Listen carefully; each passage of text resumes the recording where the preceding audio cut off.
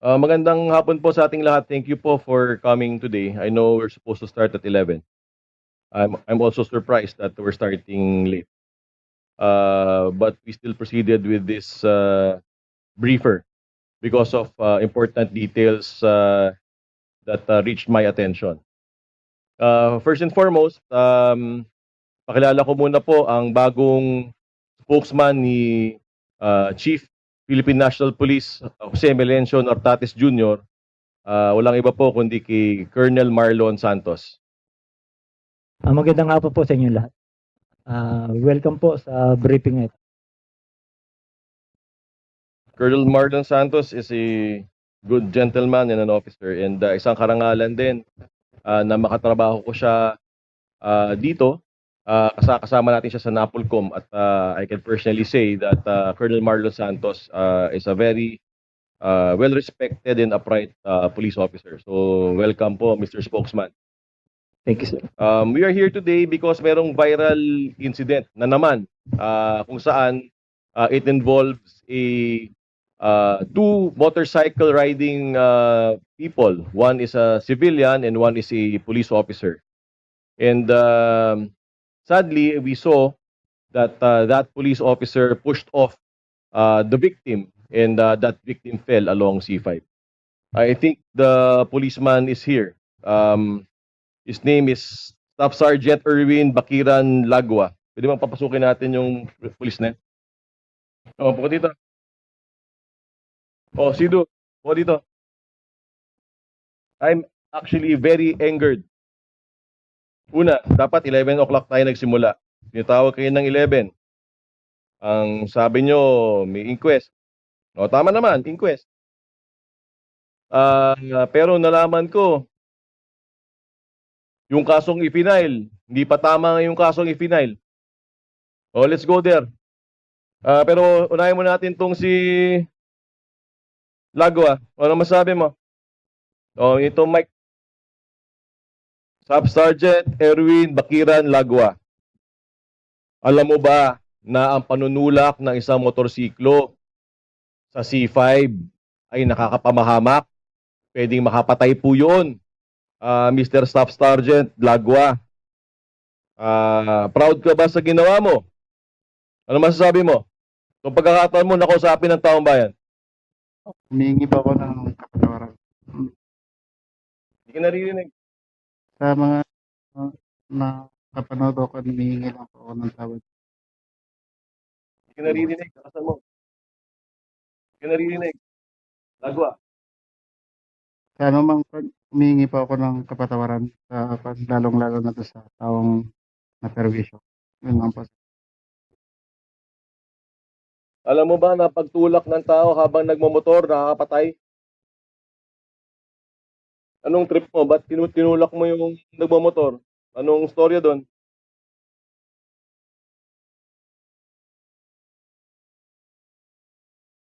Sagot.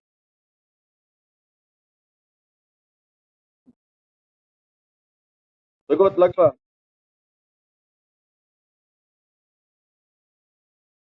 Alam mo ba na pwedeng mamatay yung tinulak mo dahil tinulak mo sa C5? Oo, hindi. Hindi ko naman.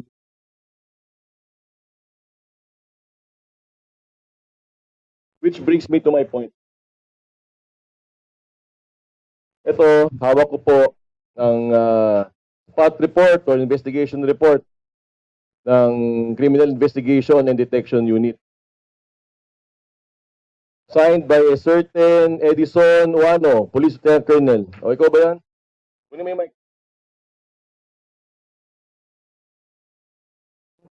Kunin mo yung mic.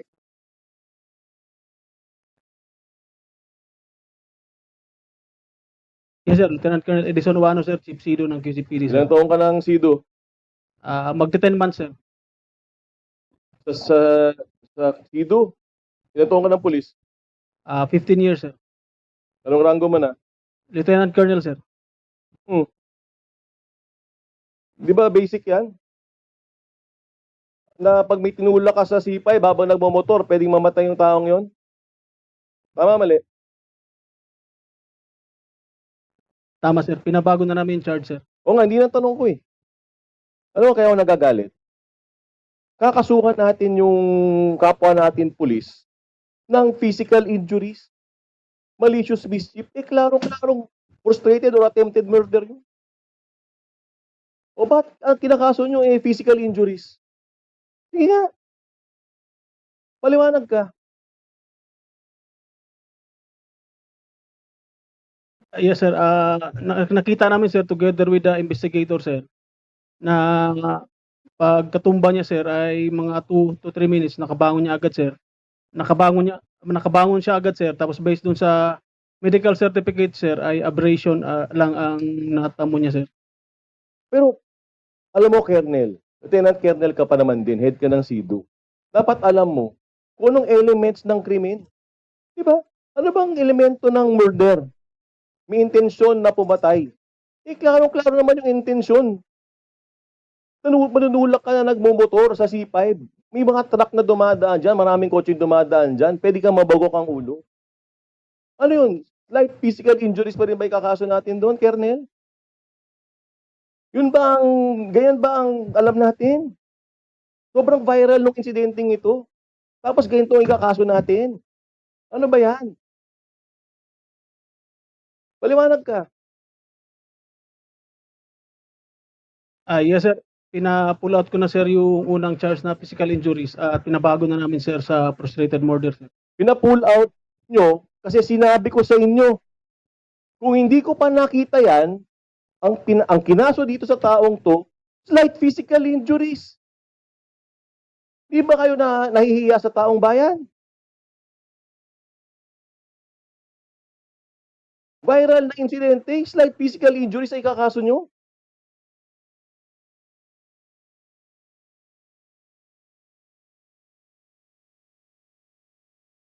Itong si Lagwa, hindi ko lang kung anong nakain nito, manunulak ng taong nagmamotor. We saw the video, Mr. Lagwa, na nagpo-provoke din naman yung isa.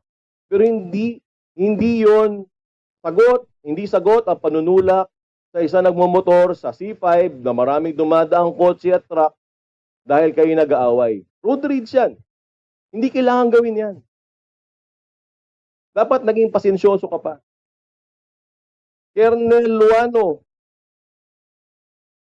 SIDO ka, happy ka doon. Dapat alam mo naman na yung revised penal code. Sino yung investigador? Sino si Katungal? Nandito ba si Katungal? Oh, paliwanag ka dito. Upo ka dyan.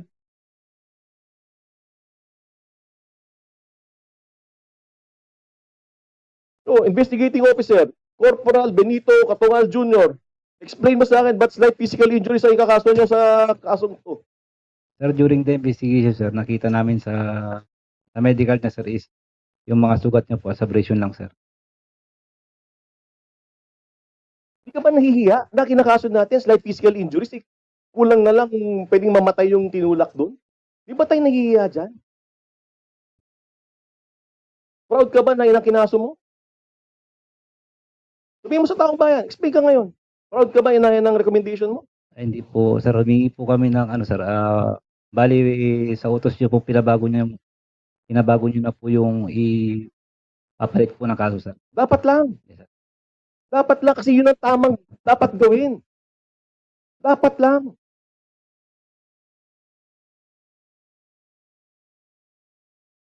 I've asked General Abirin and the District Director of the QCPD to relieve these people.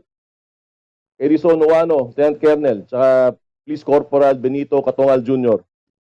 I'm also instructing our EMIS to investigate and file the appropriate charges also against these two personnel. Hindi dapat ganito. Totoo kaya nagagalit ako dito. Kasi kita-kita ng buong taong bayan yung nangyari dito sa pulis na ito. Dapat bilang pulis, mag-file naman tayo ng tamang kaso. Mag-file tayo ng kaso, pero physical injuries, ano ba namang klaseng kaso yan? Dahil lang sa kabaro natin, yung kakasuhan natin? Yun ba yan? Explain kayo. Yun ba yun? Yun ba yung dahilan doon? Ah, hindi sir, patas po yung investigation namin sir. Yun talaga sir ang nakita namin sir. Kaya pina-review naman din namin to sa DLO sir bago i-refer sa fiscal's officer. Pero nakita ko sir parang may mali, babaguhin naman namin. Magbasa kayo na ng revised penal code. Kung kailangan mag-aral lahat ng pulis ng batas, uli, lalo-lalo na SIDU, kasi we are not giving justice to the Filipino.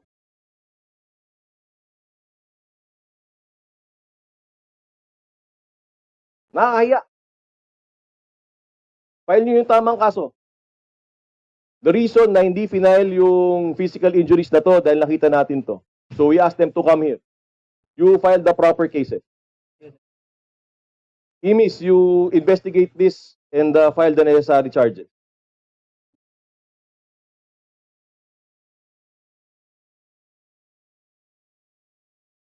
Thank you, sir. We will now open the floor for questions. We will begin with Mr. Val Gonzalez from DZRH. Sir. Kay Lieutenant Colonel Juano, sir.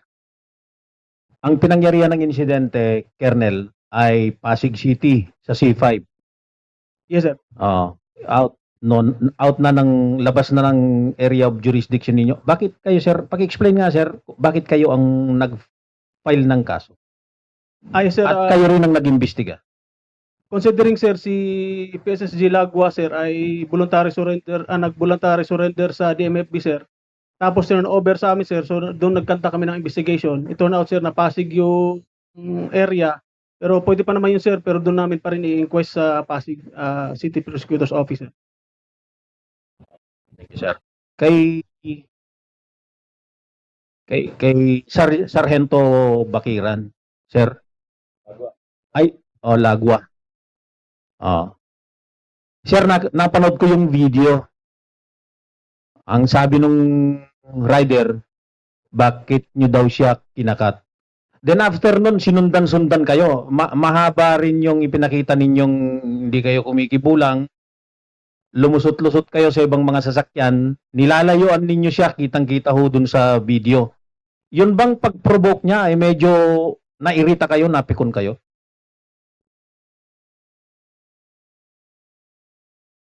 Anong nararamdaman niyo, sir, nung sinusundan kayo, sir, sinusundan kayo? Hindi namin malaman kung pinagmumura pa kayo kasi video din naman ng biktima yon nung kabila. No, sir. Napikon ba kayo, sir, kaya ninyo itinulak? Kasi sinundan-sundan kayo Hindi namin alam kung anong mga provocative na words yung ginamit niya sa inyo. Kasi putol din ho yung video. No, sir. Hindi po. Nagalit ba kayo, sir, kasi sinundan-sundan niya kayo, tapos ang dami ho niyang sinasabi sa inyo? Kasi nakita rin namin yung video na iniiwasan na ninyo siya. Lumayo-layo na ho kayo Tapos hanggang sa sinundan-sundan niya kayo, maliban dun sa kayo ay naka-uniforme, alam niyang pulis yung sinusundan niya, hinabol-habol niya kayo Napikon ba kayo, sir? May pagkakataong nairita ba kayo? Kaya yun ang isa sa nagtulak sa inyo para siya ay itulak yung kanyang motorsiklo? Hindi po, sir. Ay, hindi ko kayo napikon. Ba't tinulak mo? Kung di ka napikon. Sagot. Anong dahilan mo? Ba't tinulak mo? Kung di ka napikon.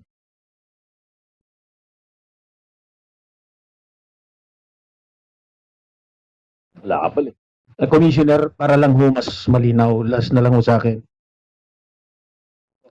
Ano ho yung pinakadahilan kung bakit inire-recommenda ninyo na ma-relieve sa pwesto yung hepe po ng SIDO at saka yung kanyang investigador? Una, hindi ako papayag na hindi ma-relieve yan. We will make the necessary actions for them to be relieved. Second, hindi ako papayag na hindi makasuhan ang mga yan. Bakit? Klaro-klaro naman yung nakita ng buong Pilipinas. Kasi buong mundo. Klaro yung ginawa ni Lagwa. Hindi naman disputed yung facts May road rage, nagunahan, nag-iskisan. Dahil doon, tinulak niya yung rider na nakaalitan niya. Ang tanong, anong dapat na kaso ang i-file? Attempted murder ba na mabigat ang parusa? O itong balak nilang i-file na slight physical injuries? Alam nating lahat na sobrang gaang nung slight physical injuries. Ang tanong, bakit yun ang fina-file nyo? Di ba kayo nahiya? Yun ang punto ko. Kung sa isang napakalaking kaso, kaya natin mag-file ng maling kaso, ano pa yung mga kasong hindi nakikita ng iba? Kaya ako nagagalit. Paano magtitiwala sa atin ng tao kung sa sobrang viral na video, mali ang ikakaso nyo? Kaya ako nagagalit. Pinaglalaban ko kayo dito, araw-araw na ginawa ng Diyos, napupuyat ako dito. Kinakausap mo kayo, lahat ng maliliit na tao, kahit patrolman, alam ang phone number ko. Kinakausap ko kayo parang kapatid. Pero ang hirap nyo naman mahalin. Grabe naman kayo. Klaro-klaro na yung liability ng kapwa pulis natin. Ang ikakaso nyo, napakababa. Paano hindi yung magagalit? Iniinsulto nyo yung tao eh. Kung akala ko, nag-aantay ako kanina pang alas 11 dyan, akala ko tama yung file yung kaso. Yung pala, hawsaw yung kaso yung file nyo. Paano ko hindi magagalit? That's why, to send a strong statement na hindi na mangyayari to, Imis, you investigate properly. Let this be a signal to any and every police officer that they will perform their duties properly. They will file the correct cases, even against their fellow policemen. Yung tiwala ng tao, kailangan nating ipaglaban, kailangan nating kunin araw-araw. Hindi ganito. Nakaka-insulto kayo. Kernel ka na. Nakaka-insulto talaga. Nai-insulto ko hanggang ngayon. I will put a stop to it. I still have 5 years here in this office. We will do our jobs well. This is the last day that these types of policemen will do their thing. This is the last day. Hindi pa kayo makuha sa warning na simple, harap-harapang warning na. We need to win the trust of the people every single day. Walang off-duty sa tiwala ng tao.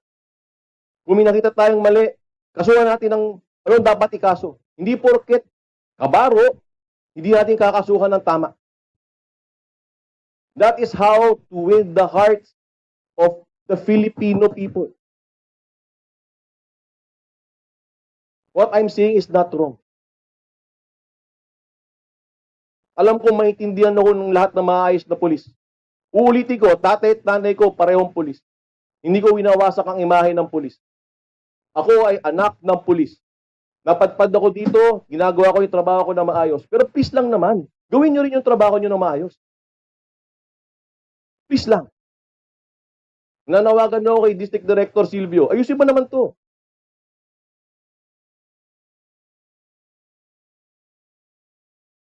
Mr. Lagua, walang dahilan na para gawin mo to.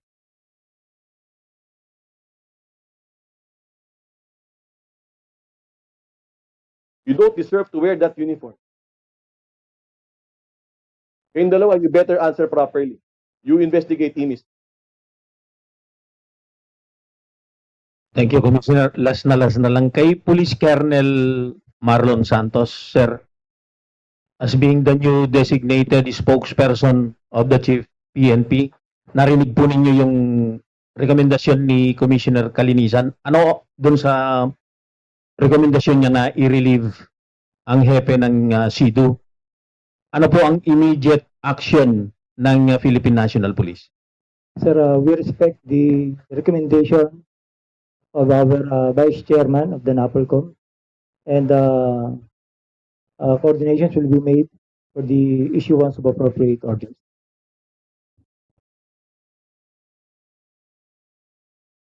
So makikipag-usap po ang National Headquarters sa QCPD or sa INCRPO, sir? I understand, sir, our BCO already talked to our Regional Director of the NCRPO. So immediate po yung execution o paglalabas ng relief order po doon sa dalawa, si Colonel Wano. As I said earlier, sir, our BCO already coordinated with our Regional Director of the NCRPO. Thank you, Colonel. So for the next questions, let's have Miss Alison Go from ABS-CBN. Yes, Commissioner, just one question for soundbite lang. Sir, when can we expect na ma-file yung kaso against the police officer, sir? Bago kayo ma-relieve, ayusin niyo yung kaso nito. Alam niyo yung mga reglementary periods. You have 36 hours to file the proper case. Gawin niyo na agad. So, sir, just to clarify, QCPD, CIDU pa rin po ang magpa-file We ng have no case? choice. Mhm. We have no choice. We are time-bound. Mhm.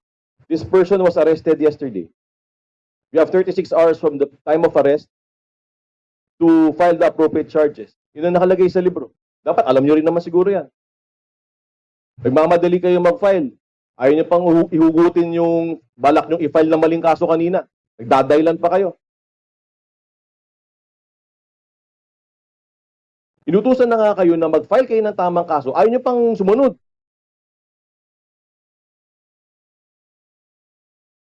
Kailangan ba magalit ako ng ganito para sumunod kayo? Magbasa nga kayo ng konstitusyon kung nung NAPOLCOM sa PNP. Magbasa nga kayo.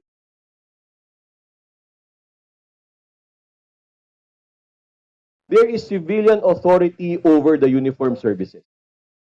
Hindi SARCOM, hindi sariling palo ang Philippine National Police. There is a civilian oversight which has administration and control over the Philippine National Police as per the Philippine Constitution. If the NAPOLCOM for decades has not been doing their job, well, I have news for you. The NAPOLCOM is doing its job today. I will not allow misconduct of police officers. I will not allow abusive conduct of police officers. I will not allow wrong cases to be filed against erring police officers. Bakit? Kasi yun ang tama. Kung hindi kayo nakokonsensya, kung hindi kayo naapektuhan, magdalawang isip kayo sa serbisyo ninyo.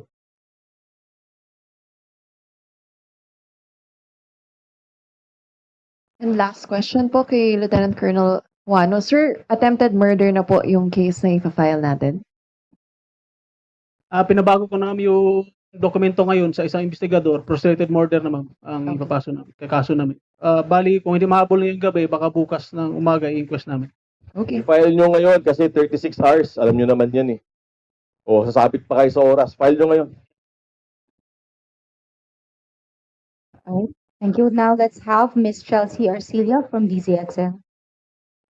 Commissioner, isang question lang po. Sa oras po na mapalitan na yung kasong isasampa kay Mr. Lagwa, gaano po kataas yung tsansa na masibak siya sa serbisyo? The case for the criminal cases will be processed by the Philippine National Police. But we will take cognizance of the administrative case. Yung admin cases, NAPOLCOM yan.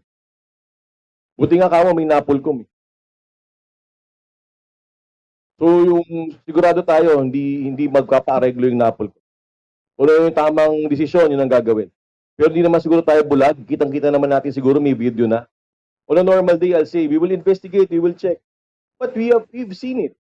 We've seen the short video and the long video. Bottom line, whatever the reasons were, kung ano man yung angasan nila, ano bang road rage yan, sino bang nauna, dapat naging mapagpasensya tayo. Hindi natin dapat itulak yung isang motorista. habang nagmomotor sa C5. Kamatayan yun eh. Mababagok yung ulo nun. Kung hindi mababagok ulo nun, masasagasaan yun. Porket ba nakaligtas yung tao sa kamatayan? Slight physical injuries na yung file natin, mga kasama. Ano ba yan? Ano ba yan? That's why I'm really angry. Last na to. Are there any further questions? Yes, Miss Alison Conde. Sorry, Commissioner, just to clarify po, no, anong administrative case yung sasampa natin kay Mr. Lagwa and then sa 2 officers, sir, from QCPD? That's grave misconduct and conduct at becoming of a police officer. I'm instructing the EMIS to properly investigate, to check what cases can be filed against these. Okay. Got this, sir. Thank you. Any further questions? Yes, Mr. Val Gonzalez. Commissioner, may plano rin ba na isasama doon sa investigasyon yung previously cases na handled by Colonel Owanyo and his team? Hindi na, ito na yun. Klaro naman yung kasong to. Yung previous cases, baka meron ding similar cases na ganito rin yung pag-handle ho nila. Hindi na, we don't need to audit. We don't need to audit. But itong kasong to, very clear. Is there any further questions? Since there are no further questions, we would now like to invite Commissioner Kalinisan for his closing statement. Sir?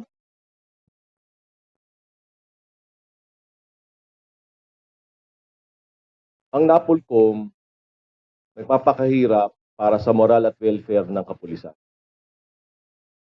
Hindi ko na masabi yung litanya ng lahat na ginagawa ng NAPOLCOM para sa maliliit na pulis. Pati nga scholarships nyo, inaatupag natin. Personal kong phone number, alam ng patrolman. Kahit na sinong pulis, ano bang rank mo niyan? Sargento, patrolman, pumupunta sa opisina ko. Never nangyayari yun in the history of NAPOLCOM. I have the back of upright police officers. Nakampi niyo ako. Bakit? Kasi parehong magulang ko, pulis.